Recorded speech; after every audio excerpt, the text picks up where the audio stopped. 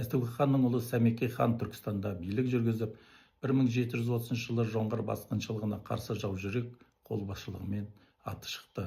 Еділ қалмақтарының шабуылдарына тойтарыс беру үшін Сәмеке хан мен Әбілқайыр хан 1723 және 1726 жылдар екі дүркін жорық ұйымдастырады. Екінші жорықта Аюке ханның үлкен баласы Серен Донды хан бітімге шақырып, содан екі жақта бесіктегі бала ат жалын тартып мінгенше соғыспайық деп келісіп, қанға қол батырып антасады. Осы бітімнен кейін Сәмеке хан мен Түркістаннан бірге келген Мамадайырлар кіші жүздің ханы Әбілқайырдың ордасында тұрып қалады.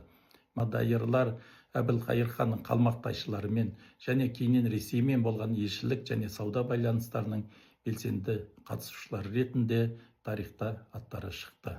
Астрахандағы Краснояр ауданының тұрғыны Құттыбай Ошан ақсақалдың айтуынан жазып алып сақтаған Үкібаев Қисметолла деректері бойынша Арғын руының беделді биі Бақы би ұрпақтары Тәжік Андағұл Көкебай Шыбынтай Нияздың басқаруымен кіші жүздің ханы Әбілқайырдың қалмақтарға қарсы ұйымдастырған жасағына келіп қосылған. Сол соғыста асқан ерлігімен көзге түскен Нияз батырды Әбілқайыр хан қарындасына үйлендіріп, хан таңбасын беріп, төре төлеңгіт бол деп өзіне жақындатады.